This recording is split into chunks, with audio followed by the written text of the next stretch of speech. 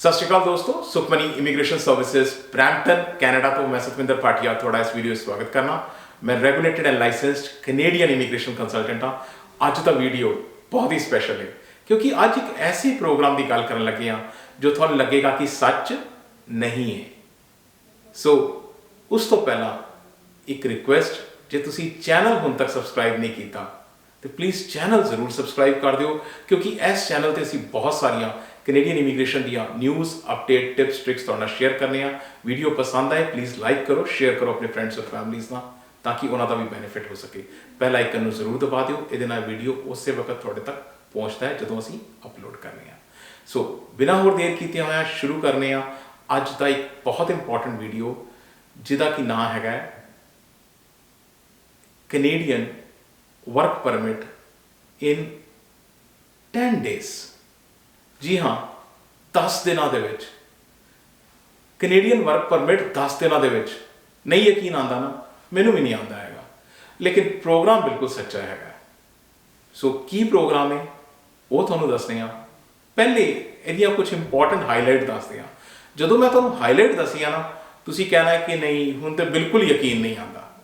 सो मैं थोनू हाईलाइट दसना। सो पहली चीज़, आइल्स नहीं चाहिए। आइल्स की कोई लोड़ नहीं, किसी किस्म के कोई लैंग्वेज टेस्ट की लोड़ नहीं हैगी। दूजा, LMIA की भी कोई लोड़ नहीं। देखते जाओ तो लगेगा कि यह सारा कुछ झूठ है। तीजा, तो अगली चीज़, एज लिमिट का भी कोई चक्कर नहीं। उस तो बाद कोई वैस भी नहीं करवान जाना तुसी। और बड़ी इंपॉर्टेंट गल, पूरी फैमिली नाल तुसी आ सकते हो। उस तो बाद PR 1 साल बाद PR कर सकते हो। और होर एक इंपॉर्टेंट गल, ਇਹਦੇ ਵਿੱਚ सैलरी बहुत हाई है। सो हाई बेस सैलरी है। आखिरी जिहड़ी कि बहुत इंपॉर्टेंट चीज़ है वो हैगी है कि 10 बिजनेस डेज दे विच गौरमेंट है कहती असी प्रोसैसिंग करके देंगे। सो इन्नियां चीज़ां देखने तो बाद ये लगता है कि नहीं नहीं नहीं ये धोखा है। नहीं, ये धोखा नहीं है, ये सच्चाई है। जी हाँ, प्रोग्राम हैगा और बकायदा तुसी खुद जाके, मैं डिस्क्रिप्शन दे विच सारी डिटेल तुहाडे नाल शेयर कर दिया ना। इस प्रोग्राम का नाम हैगा ग्लोबल टैलेंट स्ट्रीम।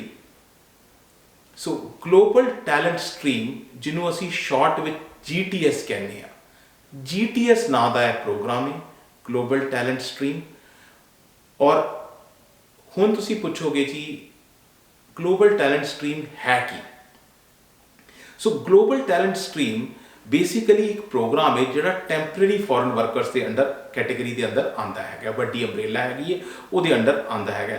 सो ये जिहड़ा इंप्लॉयर है उन्होंने एक्सपीडाइटेड, द वर्ड जिहड़ा एक्सपीडाइटेड का मतलब है एकदम उन्होंने एक्सैस दे दिता जाता है कि तुसी कोई ग्लोबली कोई भी किते भी इंडिया पाकिस्तान श्रीलंका किसी भी जगह पर कोई टैलेंट है और थानू लोड़ है तो तुसी वो यूनीक टैलेंट, वो हाईली स्पैशलाइज टैलेंट तुसी लै सकते हो। सो ये इस प्रोग्राम का बेसिक निचोड़ है। इनू ग्लोबल टैलेंट स्ट्रीम कहते हैं। हुण ग्लोबल टैलेंट स्ट्रीम जिहड़ा है अगर असी देखिए तो बेसिकली दो कैटेगरीज च वंडिया होया है, कैटेगरी A और category B। So category A and category B की हैगियां ने कैटेगरी A और कैटेगरी B मैं तुहानूं अगे शेयर करना। Category B exclusively IT sector वास्ते है, टैक्नोलॉजी सैक्टर वास्ते है, टैक्नीकल टैलेंट वास्ते है। सो कैटेगरी A उहदी गल करने आ पहले, फिर कैटेगरी B की गल करांगे।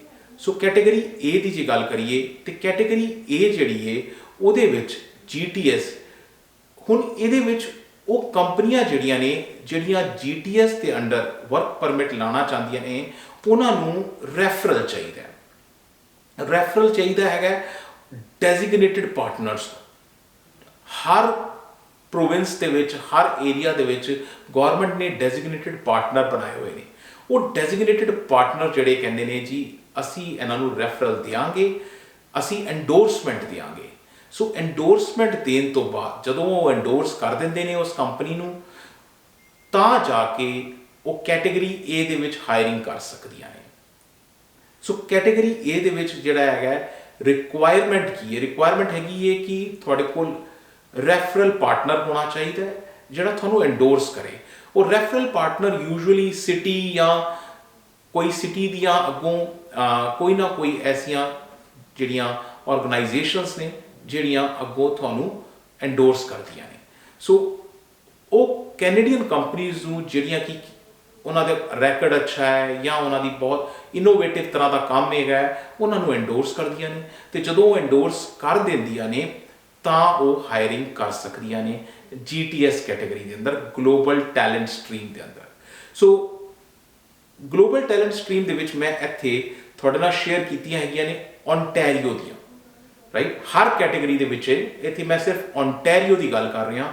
ਜਦੋਂ ਮੈਂ ਓਨਟੈਰੀਓ ਦੀ ਗੱਲ ਕਰ ਰਿਹਾ ਤੇ ਸਿਰਫ ਓਨਟੈਰੀਓ ਦੇ ਹੈਗੀਆਂ ਨੇ, ਜਿਵੇਂ ਇੱਥੇ ਸਿਟੀ ਆਫ ਮਿਸੀਸਾਗਾ ਹੈ, ਇਨਵੈਸਟ ਬਰੈਂਪਟਨ ਹੈ, ਇਨਵੈਸਟ ਹੈਮਿਲਟਨ ਹੈ, ਔਰ ਐਸੀ ਤਰ੍ਹਾਂ ਇਨਵੈਸਟ ਓਟਵਾ ਹੈ, ਟੋਰਾਂਟੋ ਗਲੋਬਲ ਹੈ, ਓਕਵਿਲ ਟਾਊਨ ਹੈ। ਇਹ ਜਿਹੜੇ ਜਦੋਂ ਇਹ ਆਪਣੇ ਏਰੀਆ ਦੀਆਂ ਇੰਡਸਟਰੀਜ਼ ਨੂੰ, ਕੰਪਨੀਆਂ ਨੂੰ ਐਂਡੋਰਸ ਕਰਦੀਆਂ ਨੇ ਤਾਂ ਉਹ GTS ਦੇ ਅੰਦਰ ਹਾਇਰ ਕਰ ਸਕਦੇ ਨੇ।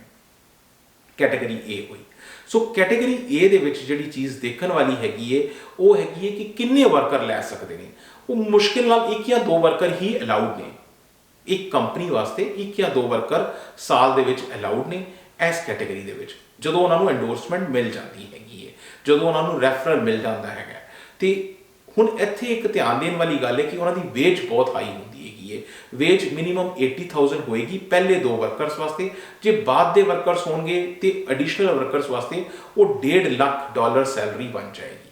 ਸੋ $80,000 ਪਹਿਲੇ 2 ਵਰਕਰਸ ਵਾਸਤੇ, ਬਾਅਦ ਦੇ ਵਰਕਰਸ ਵਾਸਤੇ 1.5 ਲੱਖ ਸੈਲਰੀ ਹੋ ਜਾਏਗੀ। ਇਹ ਬੇਸ ਸੈਲਰੀ ਹੈਗੀ ਹੈ।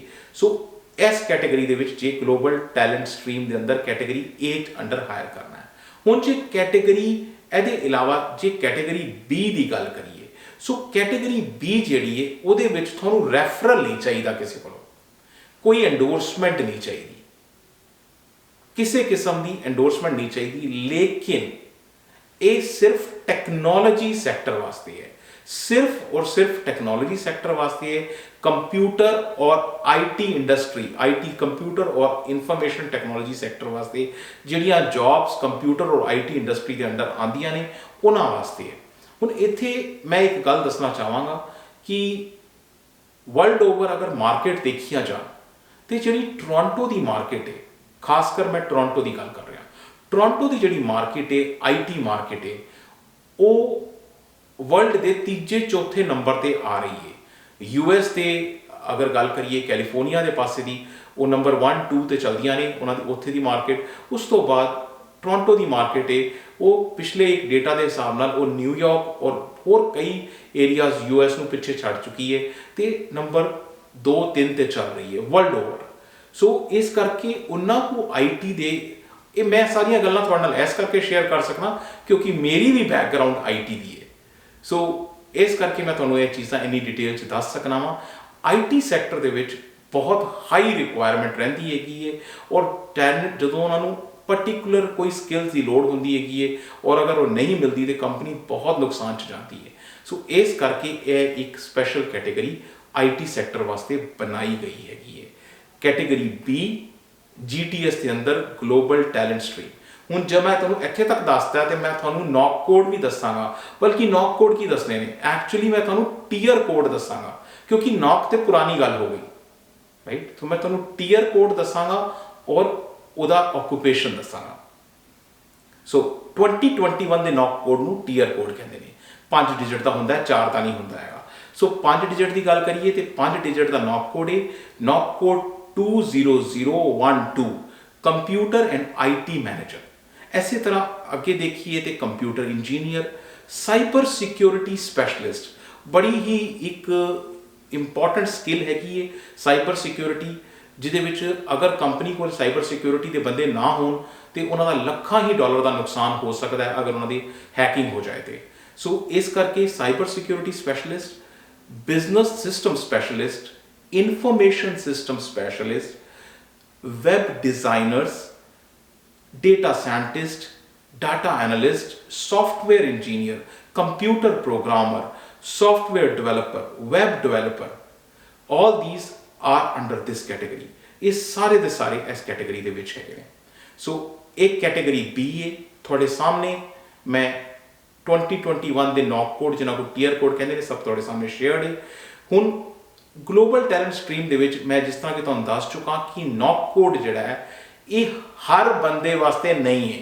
ਪਲੀਜ਼ ਮੈਂ ਇੱਥੇ ਕਲੈਰੀਫਾਈ ਕਰ ਦਿਆਂ, ਇਹ ਬੜੀ ਹੀ ਸਪੈਸੀਫਿਕ ਕੈਟੇਗਰੀ ਹੈ, ਇਹ ਪ੍ਰਿਵਿਲੇਜਡ ਕੈਟੇਗਰੀ ਹੈ, ਸਪੈਸੀਫਿਕ ਕੈਟੇਗਰੀ ਹੈ, ਹਰ ਬੰਦੇ ਵਾਸਤੇ ਨਹੀਂ ਹੈ। ਨੌਕ ਕੋਡ ਉਹਦਾ जो इस कैटेगरी फॉल होना चाहिए या तो ओ या ए होना चाहिए। और अगर नॉक कोड जिस तरह की बदल गए हैं तो टीयर अगर टीयर की गल करिए तो टीयर 0 या 1 होना चाहिए। सो ए कोड अगर होंगे ने तो कोई चांस है। इस तो बाद अगली चीज़ जी हैगी है कि ग्लोबल टैलेंट स्ट्रीम के जोड़ा की है ये एप्लीकेशन इंपलॉयर ड्रिवन ने, इंपलॉयर ने इन्हों चलाना है क्योंकि लोड इंपलॉयर की है। ठीक है, थानू भी फायदा है, इंपलॉयर में बहुत फायदा है, थानू भी अपनी जगह पर फायदा है। तुसी कैनेडा ईजिली आ सकते हो, राइट, तुसी फैमिली नाल आ सकते हो, टाइम नहीं लगेगा, 10 दिन की प्रोसैसिंग है, तुसी इत्थे पहुँच सकते हो, PR भी लै सकते हो को। लेकिन इंपलॉयर में भी बहुत फायदा है, उन्होंने इमीजिएट टैलेंट मिल जाता है, इमीजिएटली हायरिंग कर सकता है। सो इंपलॉयर डिलीवर ने, इंपलॉयर ने ही इनू एप्लीकेशन को अगे टोरना है, अगे चलाना है। यदि प्रोसैसिंग फी जी इंपलॉयर को देनी पैंदी है वो है $1000, $1000 कैनेडियन इंपलॉयर को फीस देनी पैंदी हैगी है। और जी कि वर्क परमिट की फीस होंगी हैगी है वो होंगी है $155 कैनेडियन, ये फीस लगेगी। सो ये हुई जी गल कि पैसे किन्ने लगणगे। हुण गल करने एक बड़ी इंपॉर्टेंट चीज़ थी जिसका नाम है LMBP, LMIA नहीं, LMBP। ये तुसी हुण सोचोगे ये की नवीं चक्कर है, ये बारे तो किसी ने गल नहीं की। LMBP का मतलब होंदा है लेबर मार्केट बेनिफिट प्लान। सो इंपलॉयर नूं एक लेबर मार्केट बेनिफिट प्लान देना पैंदा है। LMIA नहीं दे रहा लेकिन बेनिफिट प्लान दे रहा है। सो बेनिफिट प्लान की कहता है कि वो कहता है कि मैं हायरिंग कर रहा GTS के अंदर तो की फायदा होएगा, यदा फायदा की होएगा, वो बेनिफिट दसता है, यदा बेनिफिट की ने। वो प्लान सबमिट करना पैंदा है, kind of a business plan होंदा है कि मैं अज हायरिंग कर रहा, अगों मेरा की प्लान है, वो सारी गल वो लिखी जाती हैगी है। सो इंपलॉयर जिहड़ा लिस्ट करता है वो जिहड़ियां मैंडेटरी रिक्वायरमेंट ने और कॉम्पलीमेंटरी जिहड़ियां एडिशनल ने, जिहड़ियां कि रिक्वायर्ड जिहड़ियां हैगियां ने और एक्सट्रा जिहड़ियां बेनिफिट ने वो दोनों उस प्लान दे विच दसदा है। जिहड़ियां कि रिक्वायर्ड ने और एक्सट्रा बेनिफिट ने उस चीज़ के वो प्लान दे विच दसेगा। ESTC एक साल बाद इनू रिव्यू करती है, उन्होंने ठीक लगता है कोई गल नहीं अगे चल पैंदे ने, वो फिर दूजे साल भी रिव्यू करते हैं कि थोड़ा बेनिफिट प्लान किस तरह का है। सो अगर सब कुछ ठीक लगता है वो 2 साल की सारी चीज़ होंगी है। सो ये रिव्यू जरूर होंदा है LMBP का। ये इंपलॉयर की तरफ ज़्यादा है, तो जो भी इंपलॉयर इस चीज़ को देख रहे हैं उन्होंने वास्ते यह इंपॉर्टेंट है, थोड़े लोगों वास्ते शायद जोड़े कि एप्लीकेंट ने उन्होंने वास्ते यदा नहीं रोल है। सो तुसी अपनी प्रोफाइल डिस्कस करना चाहते हो, साडे नाल अपॉइंटमेंट बना के गल कर सकते हो। मैं पहले भी कहना कि इमीग्रेशन दे विच कोई भी वन साइज फिट्स ऑल नहीं होंदा, हर बंदा हर प्रोफाइल यूनीक है अपने आप च। तुसी अपनी प्रोफाइल डिस्कस करना चाहते हो, साडे नाल अपॉइंटमेंट बना के गल कर सकते हो। साडा एक ऑफिस है ब्रैम्पटन दे विच, ईमेल ID फोन नंबर सब कुछ तुहाडे नाल इत्थे शेयर्ड है। बहुत इंपॉर्टेंट गल, जे चैनल तुसी हुण तक सबसक्राइब नहीं किया तो प्लीज़ चैनल जरूर सबसक्राइब कर दिओ, क्योंकि टीम की बहुत मेहनत होंदी है तुहाडे वास्ते प्रोग्राम लभ के लियाउण दी, उन्होंने कोलेट करन दी और प्रेजेंट करन दी। सो प्लीज़ चैनल जरूर सबसक्राइब कर दिओ and thank you very much for watching the video. Thanks.